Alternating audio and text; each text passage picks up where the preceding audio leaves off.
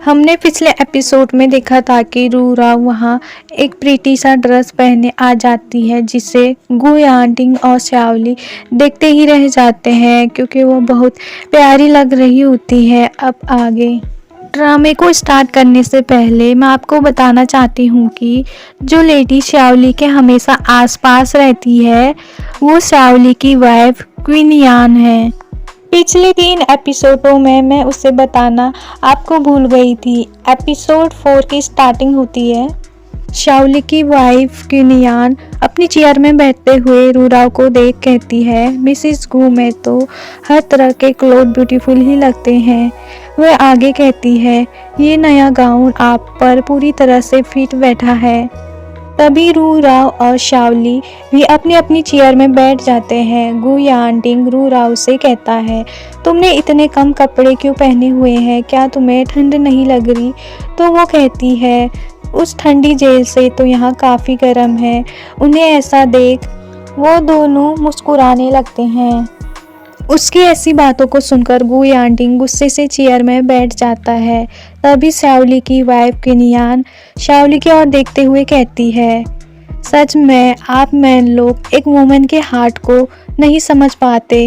वो गेम को खेलते हुए आगे कहती है, आपको उसे समझने की ज़रूरत है। रूराव गेम को खेलते हुए कहती है, मिस्टर गू जैसा पर्सन जो बड़ी आसानी से अपनी गन को कहीं भी निकाल लेता है और यहाँ तक कि वो अपनी वाइफ को भी जेल में बंद कर देता है।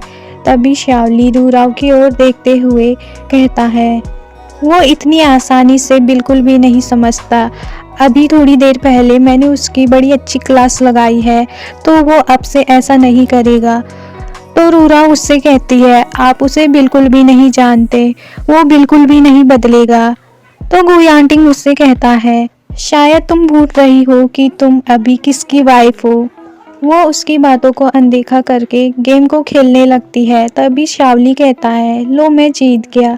गुयांटिंग रूराव से कहने लगता है, तुम उसे जिताने में क्यों हेल्प कर रही हो? तो रूराव उससे कहती है, तो तुम मुझे जिताने में क्यों नहीं हेल्प करते? क्या तुम मुझे ब्लेम कर रही हो? तभी श्यावली की वाइफ उन दोनों से कहती है, अब तुम दोनों यहाँ झगड़ना बंद करो। जानते हो इस गेम को खेलने के लिए भी पैसे की ज़रूरत होती है। तो रूराव कहती है, मेरे पास तो पैसे भी नहीं है। तो वो लेडी उससे कहती है, चिंता मत करो, गुयांटिंग यहाँ पर है ना? रूराव कहती है, मुझे चिंता है, किसी के पास अपनी फैमिली को सपोर्ट करने तक के लिए पैसे तक नहीं है। ऊपर से उसे काफ़ी स्ट्रगल का सामना भी करना पड़ता है। यहाँ पर रूराव अपनी बात कर रही होती है। उसकी ऐसी बातों को सुनकर गुयांटिंग उन सभी की ओर देखते हुए कहता है, मैं काफ़ी समय से देख रहा हूँ, आज इस गेम को खेलने के बहाने मुझे टारगेट किया जा रहा है, सही कहा ना? तो वो कहती है, तो क्या हुआ, डर गए क्या? चलो इसे भूल जाओ, वैसे भी अब मैं किसी भी मेंस पर भरोसा नहीं कर सकती। चलो कोई नहीं, मैं हार गई। गेम्स के रूल के अकॉर्डिंग मेरे पास मनी तो नहीं है। वो अपना इयररिंग निकालते हुए श्यावली के कोट में लगा देती है, जिसे ऐसा करता देख श्यावली की वाइफ और गुयांटिंग बहुत ही ज़्यादा बुरी तरह से अंदर ही अंदर जल रहे होते हैं। गुयांटिंग गुस्से से अपने गन को टेबल पर पटक देता है। रूराव श्यावली से कहने लगती है, ये आपके कोट पर एक ब्राउजर की तरह कितना प्यारा लग रहा है। श्यावली उससे देख मुस्कुराने लगता है। रूराव अपनी चेयर पर जाकर बैठ जाती है। श्यावली आगे उससे कहता है, मिसिस गू, ये कैसा रहेगा अगर आप मेरी सेक्रेटरी बनना चाहे तो मैं कल डेसांग से आपका डेस्क सेट करने को कहूँगा। रूराव मुस्कुराती हुई कहती है, बिल्कुल कमांडर, मैं कुछ भी करूँगी। गुयांटिंग जल्दी से उठते हुए रूराव का हाथ पकड़ते हुए उसे अपना लाया कोट पहनाने लगता है। तो रूराव कहती है, तुम ये क्या कर रहे हो? मैं इसे नहीं पहनूंगी, ले जाओ इसे यहाँ से। गुयांटिंग उसे वहाँ से ले जाने लगता है अपने गोद में उठाकर। तो वो कहती है, गुयांटिंग नीचे उतारो मुझे। श्यावली रूराव को देख मुस्कुरा रहा होता है, जिसे देख उसकी वाइफ बहुत ज़्यादा जेलस लग रही होती है। अगले सीन में रूराव गुयांटिंग से कहती है, गुयांटिंग तुमने मुझे ये क्या पहना दिया है? तो वो कहता है ये गर्म और अच्छा है।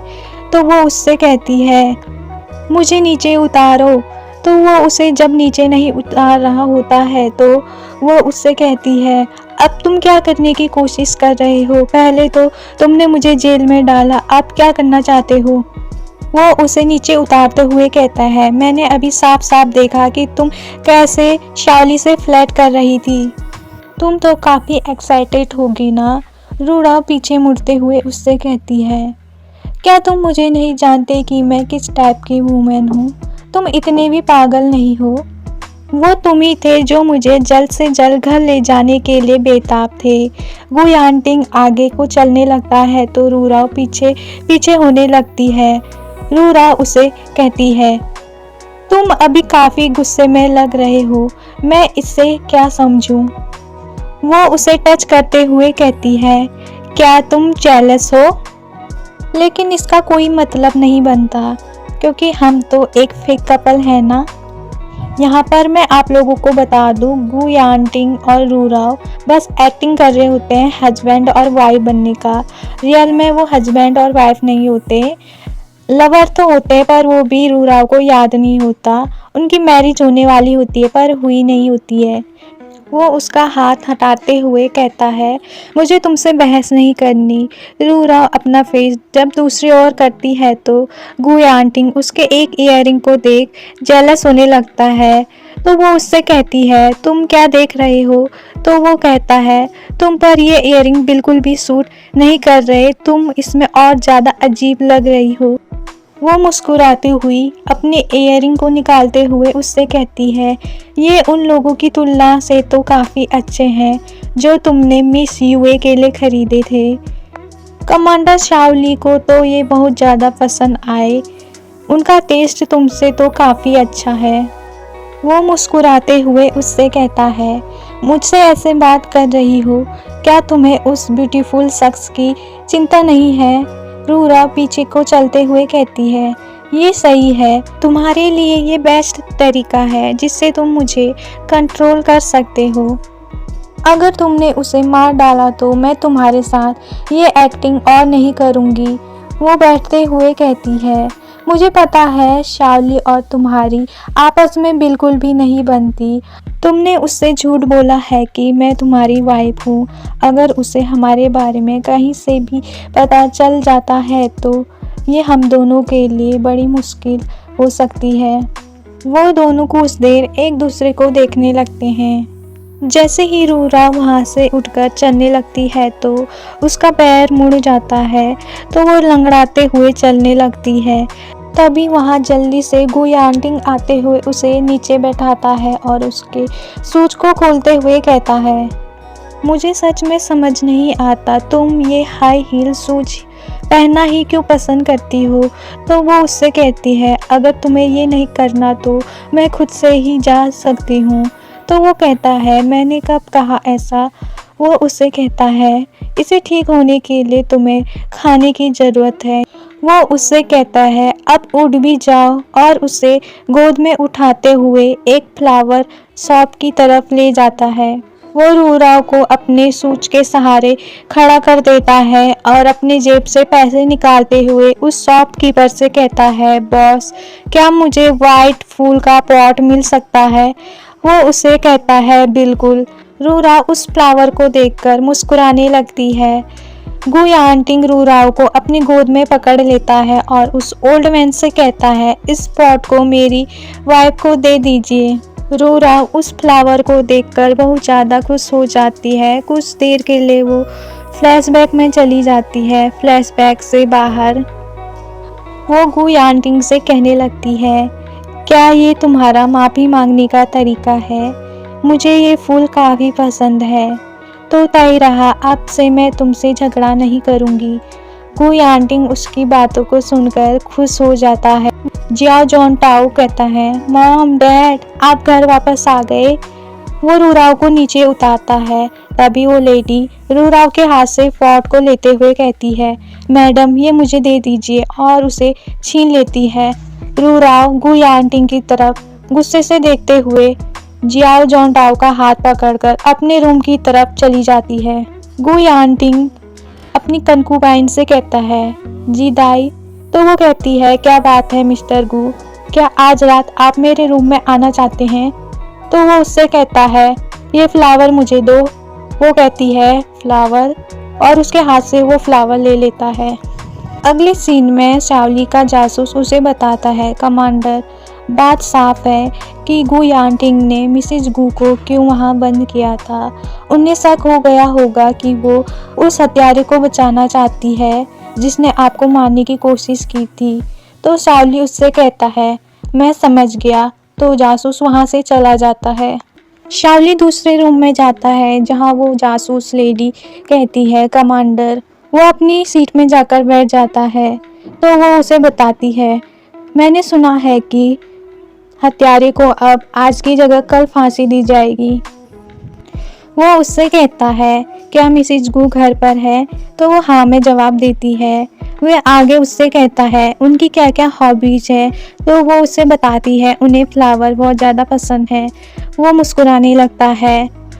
वो आगे उससे पूछता है, तुम्हारा गु यानटिंग के साथ कैसा चल रहा है? तो वो उसे बताती है, उसने एक बार फिर मुझे मना कर दिया और जब से मिसेस गु यहाँ आई है मुझे उनके चाइल्ड की भी देखभाल करनी पड़ती है। तो शाओली उससे कहता है, तुम बहुत ज़्यादा सैड लग रही हो। क्या ये इसलिए क्योंकि गु यानटिंग ने तुम्हारे साथ ऐसा बिहेव किया? तो वो कहती है, मैं किसी और चीज़ के बारे में नहीं सोच सकती। मेरा बस एक ही मिशन है क्योंकि मैं आपके लिए काम करती हूँ। दूसरी ओर गु यानटिंग ने वो फ्लावर का पॉट रूम के टेबल पर रख दिया होता है, जिसे जब रूराव देखती है तो बहुत ज़्यादा खुश हो जाती है और उसे सूंघने लगती है। तभी गु यानटिंग वहाँ पर फूल में डालने के लिए पानी लेकर आ रहा होता है।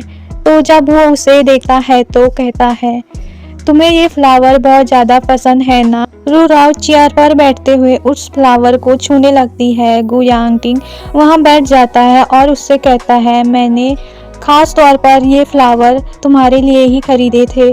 तो वो कहती है, मैं जानती हूँ, ये फ्लावर मुझे कुछ याद दिलाता है। तो गु यानटिंग उससे पूछता है, तुम्हें क्या याद आया? तो वो उसे बताती है, ऐसा लगता है ये फ्लावर पहले भी किसी ने मुझे दिया है। मैंने पूरी तरह से तुमसे झूठ तो नहीं बोला था कि मैंने अपनी मेमोरी नहीं खोई, लेकिन मुझे लगता है मैं कुछ लोगों और उनसे जुड़ी घटनाओं को भूल चुकी हूँ। जिसकी ये बात सुनकर गु यानटिंग फ्लैशबैक में चला जाता है जहाँ रूरा उससे कह रही होती है, मुझे सबसे ज़्यादा अफसोस इस बात का है कि मैं तुमसे मिली। वो रोते हुए उससे कहती है, मैं अब चाहती हूँ कि तुम मेरे वर्ल्ड से हमेशा के लिए गायब हो जाओ। फ्लैशबैक से बाहर गु यानटिंग सोचने लगता है, तुमने मुझसे कितनी ज़्यादा नफरत की होगी कि अब मैं तुम्हें याद नहीं हूँ। रूरा उससे कहती है, क्या तुम्हें लगता है मैं सच में यूई हूँ जिसे तुम जानते थे?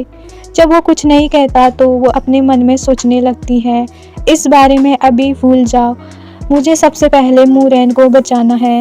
तो वो मुस्कुराते हुए कहती है, जब मैं बाहर जाऊँ तो तुम इन फूलों का ख्याल रख सकते हो। तो वो उससे कहता है, तुम कहाँ जा रही हो? तो वो उसे बताती है, कल से मैं शाओ मेंशन जा रही हूँ काम करने के लिए। तो वो खड़ा होता हुआ कहता है, क्या तुम सच में ये करना चाहती हो? तो वो खड़े होते हुए फूलों को पानी देने लगती है। गु यानटिंग वहाँ से चला जाता है। वो उसे जाता देख अपने मन में कहने लगती है, गु यानटिंग, इन दिनों मैं तुमसे बात करने के बाद अब तुम मुझे उतने बुरे नहीं लगते। अगले सीन में शाओ मेंशन को दिखाया जाता है जहाँ शाओली का गार्ड रूराव को उसका काम बता रहा होता है। रूराव कुछ फाइलों को लेकर शाओली के टेबल पर रखने जाती है। तभी शाओली उसे वहाँ देख मुस्कुराने लगता है और कहता है, क्या गु यानटिंग तुम्हारे सेक्रेटरी बनने के लिए मान गया? वो उससे कहती है, मुझे उसकी परवाह नहीं है। तो वो उससे कहता है, उसे ऐसे झगड़ो तो मत, वो आजकल थोड़ा बिजी है किलर से डील करने में, तो हो सकता है वो तुम्हारी केयर ना कर सके। तो वो कहती है, मुझे उसकी केयर की ज़रूरत नहीं है। तभी वहाँ पर शाओली का जासूस आते हुए कहता है, कमांडर। वो उससे कहता है, क्या बात है? वो उसे बताता है मुरैन नाम के कैदी को फांसी के लिए ले जाया जा रहा था, तो वो रास्ते से ही भाग गया। वो उसे कहता है जल्दी से पकड़कर लेकर आने को। वो यस सर कहकर वहां से चला जाता है। रूरा उसकी तरफ मुड़कर कहती है, कमांडर, मेरे चाइल्ड की तबीयत ठीक नहीं है, वो घर पर मेरा इंतजार कर रहा होगा, मुझे अब चलना चाहिए। वो उससे कहता है, मैं तुम्हें छोड़ देता हूँ। वो कहती है, नहीं शुक्रिया, लेकिन मैंने पहले ही रिक्शा को बुक करा दिया है, और इतना कहकर वहाँ से चली जाती है। शावली अपने मन में कहता है, मिसिस गू, मैं उसे आपके लिए वापस लेकर आऊँगा। रूराव रिक्शा वाले से कह रही होती है कि आन गली चलो जल्दी, तो वो जल्दी जल्दी चलने लगता है। तभी मुरैन रूराव को आवाज़ देते हुए बुलाता है, तो वो रिक्शे वाले से रुकने को कहती है, तो वो रुक जाता है। शावली का जासूस उनकी सारी एक्टिविटी पर नज़र रखा होता है। जैसे ही वो दौड़कर उसके पास आने लगता है तो गू यांटिंग उसके पैर पर शूट कर देता है। वो नीचे गिरकर तड़पने लगता है। रूरा उसे ऐसा देख हैरान खड़ी रहती है। तभी वो रिक्शा वाला वहाँ से भाग जाता है। लोग कहने लगते हैं, यहाँ किसी को मार दिया है, भागो यहाँ से जल्दी। गू यांटिंग रूराव की ओर देखते हुए उसकी ओर गन पॉइंट कर देता है। इसी के साथ हमारा ये एपिसोड यहीं पर ख़त्म हो जाता है। मिलते हैं अगले पार्ट में, तब तक के लिए बाय बाय।